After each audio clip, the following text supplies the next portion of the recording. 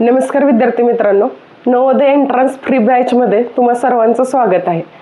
Last व्हिडिओमध्ये आपण Navodaya entrance एक्झामचा syllabus पाहिला होता। आजपासून आपण गणिताच्या ॲक्च्युअल सिलेबसला सुरुवात करतोय। गणिताचा पहिला चॅप्टर आहे आणि तो म्हणजे नंबर सिस्टीम। हा चॅप्टर फक्त नवोदय एक्झामसाठीच नाही तर पुढे जाऊन तुम्हाला NMMS स्कॉलरशिप आणि इतर सर्व स्पर्धा परीक्षांसाठी महत्त्वाचा असणार आहे। आता तुम्हाला मी एक प्रश्न विचारते, सकाळी उठल्यापासून तुम्ही संख्या किती वेळा वापरल्या असतील? सकाळी उठल्या उठल्या तुम्ही घड्याळ पाहिलं असेल, त्याच्यानंतर मोबाईलचा पासवर्ड टाकला असेल, शाळेमध्ये रोल नंबर सांगितला असेल, बसचा नंबर पाहिला असेल।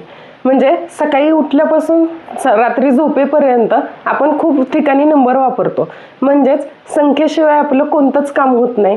म्हणून नंबर सिस्टीम हा चॅप्टर समजून घेणं खूप महत्त्वाचं आहे। मग आता संख्या म्हणजे काय हे समजून घेऊयात। सपोज माझ्याकडे 5 खडू आहेत आणि हे मला तुम्हाला सांगायचं आहे की माझ्याकडे 5 खडू आहेत, म्हणजेच 5 ही आपण संख्या वापरली। मग 5 म्हणजे काय की एखादी वस्तू किती आहे हे सांगण्यासाठी वापरलं जाणारं चिन्ह म्हणजे त्याला आपण संख्या म्हणतो। मग आता संख्याची व्याख्याच बघायचं म्हणलं तर संख्येची व्याख्या काय असते की वस्तू मोजण्यासाठी वापरलं जाणारं जे चिन्ह असेल तर त्या चिन्हाला काय म्हणतो आपण? संख्या म्हणतो। मग फॉर एक्झाम्पल बघा, 100 ही एक संख्या आहे, 99 ही संख्या आहे, 1054 ही संख्या आहे। म्हणजे कोणतीही एखादी वस्तू किती प्रमाणात आहे हे सांगण्यासाठी जे काही चिन्ह आपण वापरतो त्याला आपण संख्या म्हणतो। मग संख्या किती आहेत? संख्या अनंत आहेत, आपण त्या संख्या मोजू शकत नाही। त्यामुळे आपण हा जर प्रश्न असेल की संख्या किती आहेत तर या प्रश्नाचं उत्तर काय असेल? संख्या अनंत आहे। आता त्याच्यानंतर पुढचा पॉइंट येतो तो अंक म्हणजे काय? बोर्डवर लिहिलेलं तुम्हाला दिसत असेल की मी 10 चिन्ह लिहिलेले आहेत, 0 1 2 3 4 5 6 7 8 आणि 9 अशा पद्धतीने हे 10 चिन्ह वापरलेले आहेत। या चिन्हांनाच आपण काय म्हणतो? अंक म्हणतो। आणि या अंकांचा वापर करूनच संख्या तयार होते। मग हा फरक आता तुमच्या लक्षात आला असेल संख्या आणि अंकांमधला। अंक किती असतात? टोटल 10 अंक असतात आणि 10 अंकांचा वापर करून आपण काय करतो? संख्या तयार करतो। या दोन्हींवर अंक आणि संख्या या दोन्ही पॉइंटवर तुम्हाला प्रश्न विचारले जातात। प्रश्न कसे विचारले जातात हे आपण पुढे पाहणार आहोत। फक्त फरक लक्षात ठेवा की कोणतीही वस्तू किती प्रमाणात आहेत हे सांगण्यासाठी जे काही चिन्ह वापरतो आपण त्याला संख्या म्हणतात। आणि अंक म्हणजे काय की हे जे 0 पासून 9 पर्यंतचे जेवढे 10 चिन्ह दिसतील तर त्या चिन्हांना आपण अंक म्हणतो। मग एक महत्त्वाचा पॉइंट लक्षात ठेवायचा आहे बघा, इथं नोटमध्ये लिहिलेलं आहे आणि तुम्ही प्रत्येकाने हे नोटबुकमध्ये नोट करून ठेवा की प्रत्येक अंक हा संख्या असू शकतो पण प्रत्येक संख्या हा अंक नसतो। म्हणजे काय की ह्या जे 10 चिन्ह आपण घेतलेले आहेत ह्या चिन्हांना आपण हे अंक आले आणि या अंकांना आपण संख्या सुद्धा म्हणू शकतो। पण ही जर संख्या आहे तर या संख्यांना आपण अंक म्हणू शकत नाही। हा पहिला पॉइंट झाला। आणि दुसरा पॉइंट काय बघा, अंक स्वतः एक संख्या असू शकतो। कुठलाही एक अंक घेतला तर ती संख्या असू शकते। फॉर एक्झाम्पल मी जर म्हणलं की 5, मग 5 काय आहे? तर 5 काय असणार आहे? 5 हा अंक झाला बघा, 5 आपण इथं घेतलेला, 5 हा अंक झाला आणि त्याचबरोबर 5 ही काय असते? संख्या सुद्धा येणार आहे। त्यामुळं एक गोष्ट लक्षात ठेवायची की कोणताही अंक घेतलेला असेल तर तो अंक ती संख्या सुद्धा असू शकते, पण कोणतीही संख्या घेतली तर ती संख्या आपण अंकात मोजत नाही। हे 2 महत्त्वाचे पॉइंट लक्षात ठेवायचे। आता आपण अंक आणि संख्या यातला फरक बघण्यासाठी काही एक्झाम्पल बघूयात। बोर्डवर तुम्हाला दिसत असेल 3 आपण संख्या आणि अंक घेतलेले आहेत। मग यापैकी कोणते अंक येतील आणि कोणत्या संख्या येतील हे आपल्याला बघायचं आहे। मग आता बघा, पहिल्यांदा 5 घेतलाय, 54 आणि 542। मग आता 5 काय असणार आहे? 5 काय असतो? हा अंक पण आहे आणि संख्या पण आहे, आपण मगाशीच पाहिलं होतं। म्हणजे 5 काय येणार? ही 5 अंक पण येणार आहे आणि संख्या सुद्धा असेल। म्हणजे पहिल्या प्रश्नाचं उत्तर काय झालं की 5 अंक पण आला आणि संख्या पण आली। आता पुढचा प्रश्न बघा, 54 काय आहे? 54 ही संख्या येणार आहे। का संख्या येणार आहे? तर ही संख्या कोणत्या 2 अंकांपासून तयार झालेली आहे? तर 5 आणि 4 ह्या 2 अंकापासून तयार झाली, त्यामुळे ही काय येणार? संख्या येणार। आणि असा जर प्रश्न विचारलेला असेल की कोणत्या अंकांपासून तयार झालेली, तर कोणत्या अंकांपासून तयार झाली, 5 आणि 4 ह्या 2 अंकांपासून ही संख्या तयार झालेली आहे. आता पुढचा प्रश्न बघा, 542. मग 542 ही पण काय येणार आहे, ही पण एक संख्या येणार आहे आणि कोणत्या 3 अंकांपासून तयार झालेली आहे ते 5, 4 आणि 2. 5, 4 आणि 2 या 3 अंकांपासून तयार झालेली ही संख्या आहे. अशा पद्धतीनं अंक आणि संख्यातला फरक आपण सांगू शकतो. आता अंक आणि संख्या ह्यातला फरक लक्षात ठेवण्यासाठी एक ट्रिक तुम्हाला सांगते. ती फक्त ट्रिक लक्षात ठेवा, तुम्हाला आपोआप अंक आणि संख्यातला फरक समजून जाईल. ज्यावेळेस 0 ते 9 यापैकी अंक एकच येत असेल तर त्यावेळेस आपण त्याला एक अंक असं म्हणतो. आणि ज्यावेळेस ते डबल एका वेळेस दोन्ही येत असतील तर त्याला आपण संख्या म्हणतो.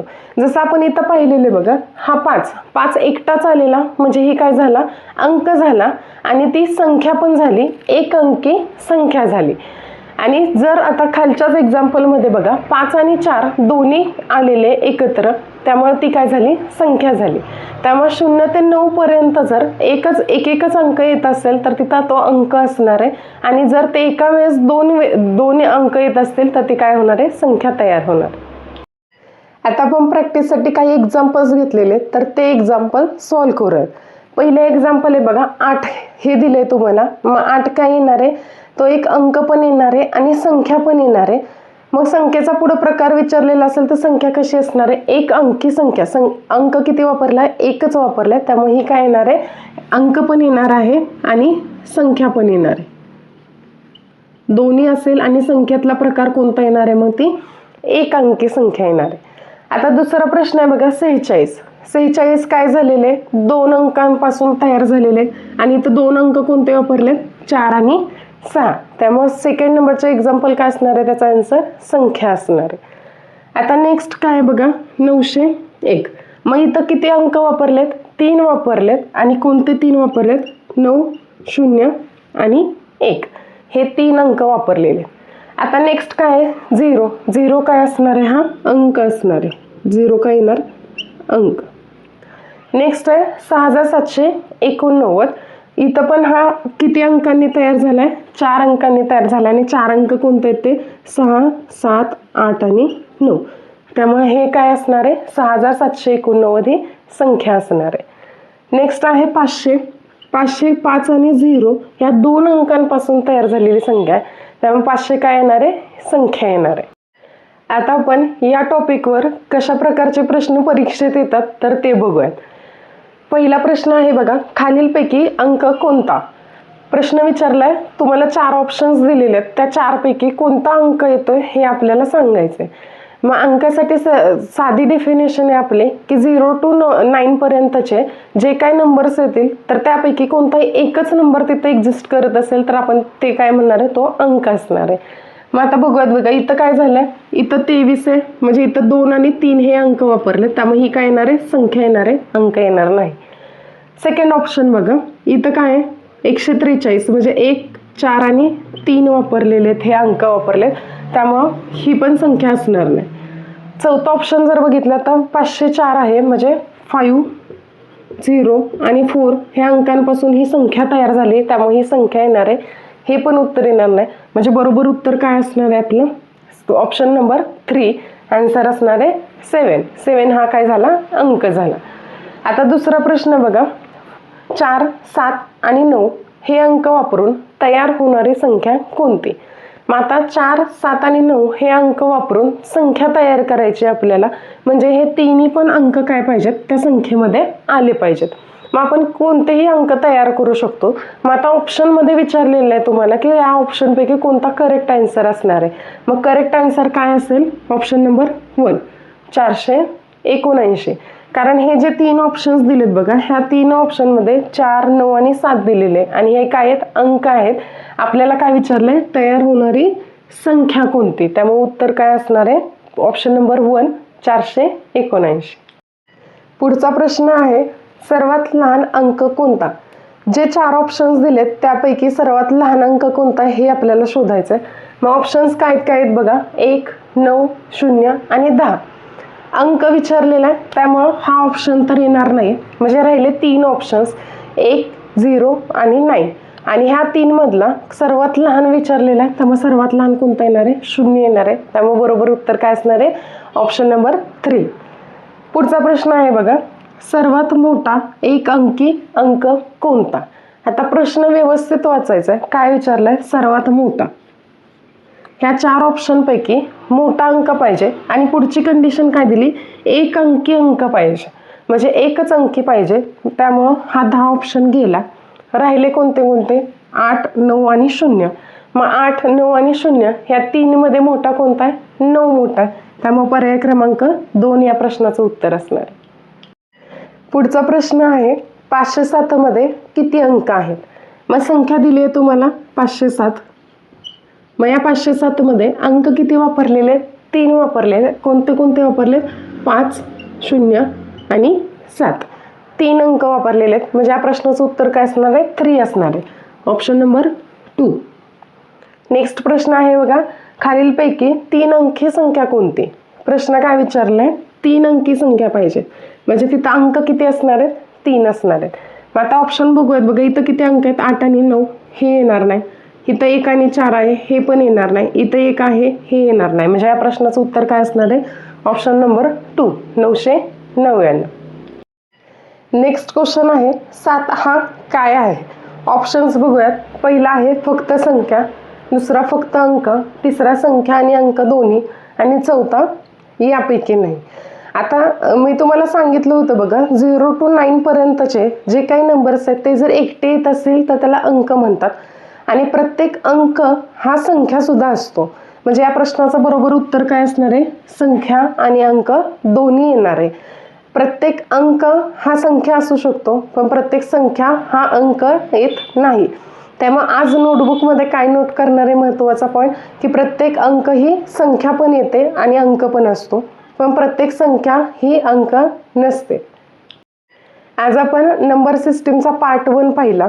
याच टॉपिकवरचे अजून प्रॅक्टिससाठी क्वेश्चन्स गणित सेतू या वेबसाईटवर क्विज आणि प्रॅक्टिस क्वेश्चन्स उपलब्ध केलेले आहेत.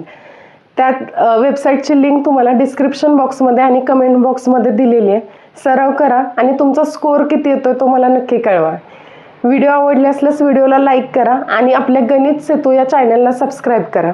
भेटूयात नेक्स्ट व्हिडिओमध्ये, म्हणजेच नंबर सिस्टीमच्या पार्ट 2 मध्ये. तोपर्यंत स्टडी करत राहा, प्रॅक्टिस करत राहा आणि जे काही शिकताय ते एन्जॉय करत राहा. थँक्यू.